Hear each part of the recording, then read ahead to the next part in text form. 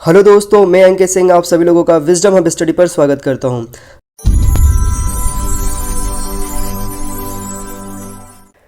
तो चलिए दोस्तों, अब हम शुरू करते हैं हमारा करंट अफेयर का सीरीज नंबर 64। पहले वे क्वेश्चन डिस्कस कर लेते हैं जो मैंने आप लोगों को 63 में दिया था। तो प्रश्न है यहाँ पर, पौधों में होने वाला सैंडलवुड स्पाइक रोग किस प्रकार का रोग है और यह रोग किसके कारण होता है। तो यह संक्रामक रोग है और यह फाइटोप्लाज्मा के कारण होता है। प्रधानमंत्री मोदी ने किस तारीख को वीर बाल दिवस मनाने की घोषणा की है। तो यह प्रतिवर्ष 26 दिसंबर को मनाया जाएगा। गेटवे ऑफ हेल किस देश में स्थित है। तो यह तुर्कमेनिस्तान में स्थित है। अफ्रीकन स्वाइन फ्लू सर्वप्रथम अफ्रीका में कब देखा गया था। तो 1920 में इसे देखा गया था। विश्व पशु स्वास्थ्य संगठन में देशों की संख्या कितनी है तथा इसका मुख्यालय कहाँ पर है। तो इसमें देशों की संख्या 182 है और इसका जो हेडक्वार्टर है वो फ्रांस में पेरिस में स्थित है। अब दोस्तों यहाँ पर जो हम 4 टॉपिक को डिस्कस करेंगे वे टॉपिक हैं यहाँ पर विश्व हिंदी दिवस, हेनले पासपोर्ट सूचकांक 2022, ब्रह्मोस मिसाइल उन्नत संस्करण, मानव में पशु अंग प्रत्यारोपण। तो इन 4 टॉपिक के ऊपर हम यहाँ पर डिस्कशन करेंगे। तो पहला टॉपिक है यहाँ पर विश्व हिंदी दिवस। तो विश्व हिंदी दिवस क्या है। तो देखिए, प्रतिवर्ष 10 जनवरी को दुनिया भर में हिंदी को बढ़ावा देने हेतु विश्व हिंदी दिवस मनाया जाता है। इस वर्ष 2022 में विश्व हिंदी दिवस के अवसर पर यूनेस्को ने विश्व धरोहर केंद्र ने अपनी वेबसाइट पर भारत के विश्व धरोहर स्थलों के हिंदी विवरण प्रकाशित करने की सहमति व्यक्त की है। विश्व धरोहर केंद्र की स्थापना 1992 में विश्व विरासत से संबंधित सभी मामलों के समन्वय हेतु की गई थी। यह केंद्र विश्व विरासत समिति और उसके ब्यूरो के वार्षिक सत्र का आयोजन करता है तथा साइट के नामांकन में राज्यों के दलों का सलाह प्रदान करता है। ये विश्व हिंदी दिवस की अगर हम बात करें तो इस दिवस को पहली बार वर्ष 2006 में 10 जनवरी को मनाया गया था। इसका कारण ये था कि 1975 को नागपुर में आयोजित विश्व हिंदी सम्मेलन की वर्षगांठ के उपलक्ष्य में इसको मनाया गया था और यह राष्ट्रीय हिंदी दिवस से अलग है। यह दुनिया के विभिन्न हिस्सों में भारतीय दूतावासों के द्वारा मनाया जाता है। विश्व हिंदी सचिवालय भवन का उद्घाटन वर्ष 2018 में मॉरिशस में किया गया था। राष्ट्रीय हिंदी दिवस की अगर हम बात करें तो देवनागरी लिपि में हिंदी को 14 सितंबर 1949 को भारत गणराज्य की आधिकारिक भाषा के रूप में अपनाया गया था। इसलिए हर वर्ष 14 सितंबर को राष्ट्रीय हिंदी दिवस के रूप में मनाया जाता है। काका कालेलकर, मैथिली शरण गुप्त, हजारी प्रसाद द्विवेदी, सेठ गोविंद दास ने हिंदी को राजभाषा बनाने में महत्वपूर्ण योगदान दिया था। हिंदी 8वीं अनुसूची में शामिल भाषा है। 8वीं अनुसूची में शामिल भाषाओं की संख्या यहाँ पर 22 है। अनुच्छेद 351 हिंदी भाषा के विकास के निर्देश से संबंधित जानकारी देता है और उससे संबंधित यहाँ पर दिशा निर्देश भी देता है। हिंदी को बढ़ावा देने हेतु सरकार की पहलों की अगर हम बात करें तो वर्ष 1960 में केंद्रीय हिंदी निदेशालय की स्थापना की गई थी जो कि भारत सरकार के शिक्षा मंत्रालय के तहत कार्य करता है। ये भारतीय सांस्कृतिक संबंध परिषद, Indian council of cultural relations ने विदेशों में विभिन्न प्रकार के विदेशी विश्वविद्यालयों और संस्थानों में हिंदी पीठ की स्थापना की है। लीला राजभाषा, जिसे कि learning Indian language through artificial intelligence, Hindi सीखने के लिए एक मल्टीमीडिया आधारित स्वशिक्षण अनुप्रयोग है। ये ई सरल हिंदी वाक्यकोश और ई महाशब्दकोश मोबाइल ऐप राजभाषा विभाग की 2 पहलें हैं जिनका उद्देश्य हिंदी के विकास के लिए सूचना प्रौद्योगिकी का उपयोग करना है। राजभाषा गौरव पुरस्कार और राजभाषा कीर्ति पुरस्कार हिंदी में योगदान देने हेतु प्रदान किया जाता है। यहाँ पर हिंदी भाषा की अगर हम बात करें तो यह हिंदी भाषा को अपना नाम फारसी शब्द के हिंद से प्राप्त हुआ है जिसका अर्थ है सिंधु नदी की भूमि। 11वीं शताब्दी की शुरुआत में तुर्की के आक्रमणकारियों ने सिंधु नदी के आसपास के क्षेत्र की भाषा को हिंदी यानी सिंधु नदी की भूमि की भाषा नाम दिया है। यहाँ पर यह भारत की राजभाषा है। अंग्रेजी दूसरी अन्य राजभाषा है। भारत के बाहर कुछ देशों में हिंदी बोली जाती है जैसे कि Mauritius, Fiji, Suriname, Guyana, Trinidad और टबैगो और नेपाल। यहाँ पर हिंदी भाषा बोली जाती है। हिंदी अपने वर्तमान स्वरूप में विभिन्न अवस्थाओं के माध्यम से उभरी है जिसके दौरान इसे अन्य नामों से भी जाना जाता था। पुरानी हिंदी का सबसे प्रारंभिक रूप अपभ्रंश था। 400 ईस्वी में कालिदास ने अपभ्रंश में विक्रमोर्वशीयम नामक एक रोमांटिक नाटक लिखा था यहाँ पर। आधुनिक देवनागरी लिपि 11वीं शताब्दी में अस्तित्व में आई थी। अगला टॉपिक है दोस्तों यहाँ पर हेनले पासपोर्ट सूचकांक 2022। तो हाल ही में जारी सबसे शक्तिशाली पासपोर्ट हेनले पासपोर्ट सूचकांक 2022 में भारत को यहाँ पर 83वां स्थान प्राप्त हुआ है। भारत की पासपोर्ट क्षमता में इस वर्ष तिमाही में सुधार हुआ है, जो कि पिछले साल के 2021 की 90वीं रैंक की तुलना में 7 पायदान ऊपर हुआ है। मौजूदा रैंकिंग वर्ष 2022 की पहली तिमाही के लिए दर्शाया गया है यहाँ पर।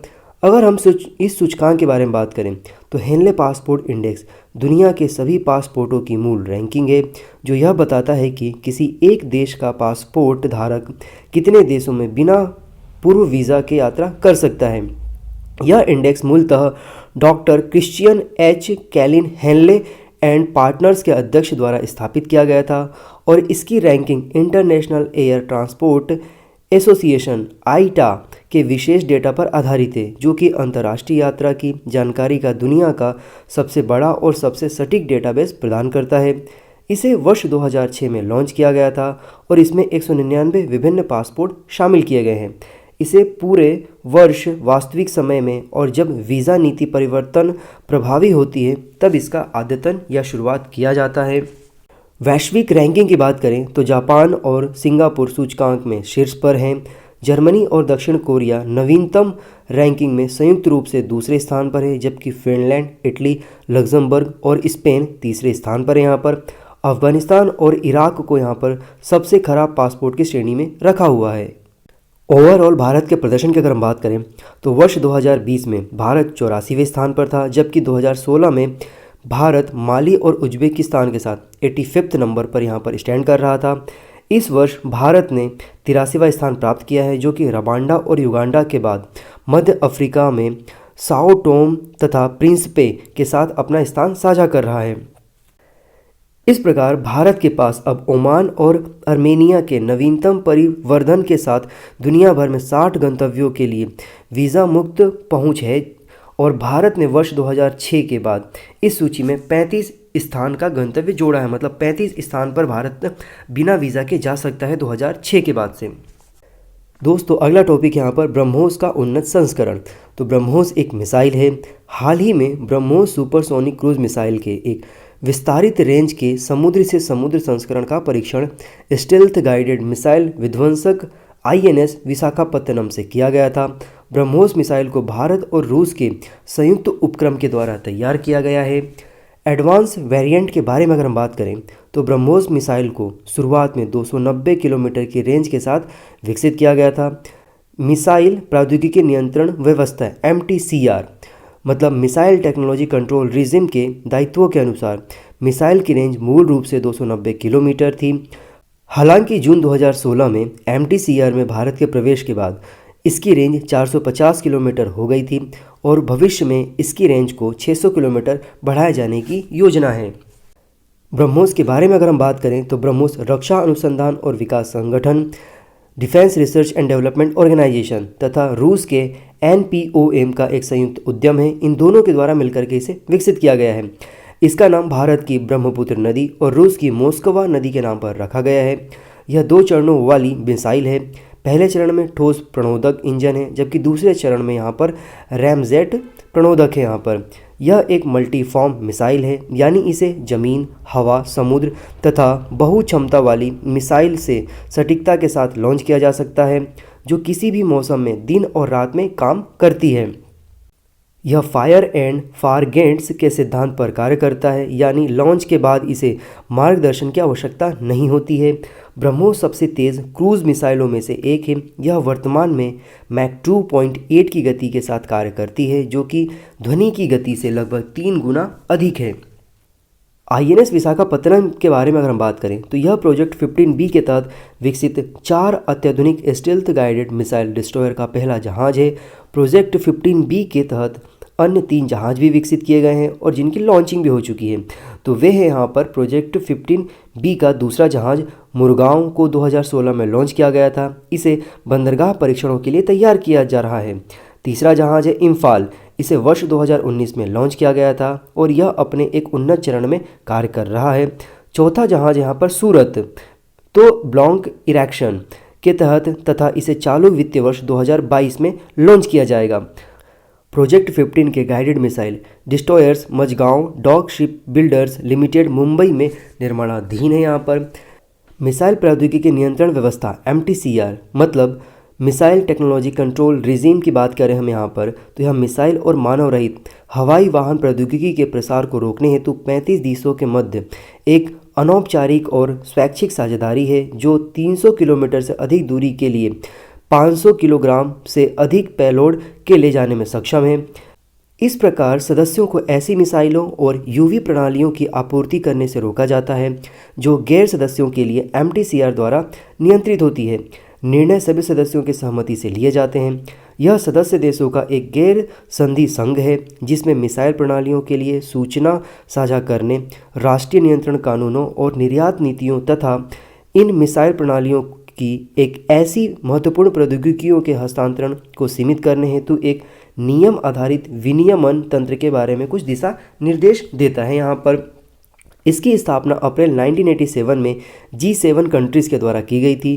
तो G7 कंट्रीज़ में उस समय America, UK, France, Germany, Italy और जापान शामिल थे। यहाँ पर फिर यहाँ पर वर्ष 1992 में MTCR का ध्यान सभी प्रकार के सामूहिक विनाश यानी परमाणु, रासायनिक और जैविक हथियारों की डिलीवरी के लिए मिसाइलों के प्रसार पर केंद्रित था। यह कानूनी रूप से बाध्यकारी संधि नहीं है, इसलिए शासन के दिशा निर्देशों का पालन न करने के खिलाफ कोई दंडात्मक उपाय नहीं किया जा सकता। वर्ष 2016 में भारत 35वें सदस्य के रूप में MTCR में शामिल हुआ। यहाँ पर भारत उच्च स्तरीय मिसाइल प्रौद्योगिकी की खरीद कर सकता है और अन्य देशों के साथ मानव रहित हवाई वाहनों के विकास हेतु संयुक्त कार्यक्रम का क्रियान्वयन कर सकता है। उदाहरण के लिए इजराइल से theatre missile interceptor arrow second, संयुक्त राज्य अमेरिका से सैन्य ड्रोन जैसे एवेंजर्स आदि खरीदा गया है। अगला टॉपिक यहाँ पर पशु से मानव प्रत्यारोपण, या इस प्रकार कह सकते हैं हम कि मानव में पशु के अंग का प्रत्यारोपण, जिसे कहा जाता है यहाँ पर जेनो ट्रांसप्लांटेशन। हाल ही में डॉक्टरों ने अमेरिका में एक मरीज को बचाने के लिए अंतिम प्रयास के रूप में सूअर के दिल का प्रत्यारोपण किया है। यहाँ पर तो आप देखेंगे इस प्रोसेस के तहत कि किस प्रकार से मानव में सूअर के हृदय का ट्रांसप्लांटेशन किया गया है। तो देखिए जेनो ट्रांसप्लांटेशन के बारे में अगर हम बात करें तो इसमें मानव में अमानवीय, जिसमें कि मनुष्य के अलावा किसी अन्य ऊतकों का या अंगों को प्रत्यारोपण करना शामिल किया जाता है। सूअर के दिल का इंसान में पहला प्रत्यारोपण किया गया है। हालांकि यह बहुत जल्द पता चल जाए कि क्या ऑपरेशन वास्तव में काम करेगा या नहीं करेगा। जीनोम एडिटिंग या फिर जीन एडिटिंग तकनीकों का एक समूह है जो वैज्ञानिकों को एक जीव के डीऑक्सी राइबोक्यूलिक एसिड DNA को बदलने की क्षमता प्रदान करता है। इस तरह के प्रत्यारोपण या जेनो ट्रांसप्लांटेशन के पहले जो प्रयास किए गए हैं वे विफल रहे हैं। प्रत्यारोपण में सबसे पहली जो बड़ी बाधाएं होती थी उसमें होता था कि एक अंग का अस्वीकार करना। इस ऑपरेशन ने और प्रत्यारोपण ने सूअरों के उपयोग पर एक बहस छेड़ दिया है और यह उन लोगों के लिए विषय खड़ा कर दिया है जो कि पशुओं के अधिकार के लिए बात करते हैं। अगर हम बात करें इस ऑपरेशन के महत्व की और इससे क्या मानव सभ्यता को लाभ हो सकेगा और किस प्रकार की समस्याएं उत्पन्न होंगी, तो देखिए यह विकास हमें वैश्विक स्तर पर अंग की कमी को हल करने में एक कदम साबित होगा। ये भारत में मरीजों को वार्षिक रूप से 25,000 से 3,000 लीवर ट्रांसप्लांट की ज़रूरत होती है, लेकिन केवल 1,500 के करीब ही उन्हें प्राप्त हो पाती है। अंग प्रत्यारोपण के लिए सूअर तेज़ी से लोकप्रिय होते जा रहे हैं। सूअर के अंग से लाभ प्राप्त किया जाता है क्योंकि उन्हें 6 महीने में वयस्क मानव आकार को बढ़ाना और प्राप्त करना आसान होता है। सूअर के हृदय के वाल्व को नियमित रूप से मनुष्यों में प्रत्यारोपित किया जाता है और मधुमेह के कुछ रोगियों को पोर्सिन अग्न्याशय कोशिकाएं प्रदान की जाती है। तो दोस्तों यहाँ पर हमने 4 टॉपिक को डिस्कस किया। उन 4 टॉपिक से संबंधित मैं आप लोगों से कुछ प्रश्न पूछूंगा। मुझे उम्मीद है कि यदि आप लोगों ने इन सारे टॉपिक्स को ध्यानपूर्वक सुना है तो इन सभी प्रश्नों के जवाब आप कमेंट सेक्शन में आसानी से दे पाएंगे। तो प्रश्न यहाँ पर, विश्व हिंदी दिवस किस तारीख को मनाया जाता है? विश्व धरोहर केंद्र की स्थापना किस वर्ष की गई थी? हेनले पासपोर्ट इंडेक्स 2022 में भारत की रैंक कौन सी है तथा इस इंडेक्स की शुरुआत किस वर्ष की गई थी? ब्रह्मोस मिसाइल का नाम किन 2 नदियों के नाम पर रखा गया है? MTCR की स्थापना किस वर्ष की गई थी? मानव में अमानवीय पशु अंग प्रत्यारोपण प्रक्रिया क्या कहलाती है? इन सभी प्रश्नों के जवाब आप मुझे कमेंट सेक्शन में दीजिए। ये वीडियो यदि आप लोगों के लाभदायक साबित होता है तो आप इन्हें खुद देखिए और अपने दोस्तों के साथ शेयर करना बिल्कुल ना भूलें। चलिए फिर से मुलाकात होगी। Have a good day. जय हिंद, जय भारत।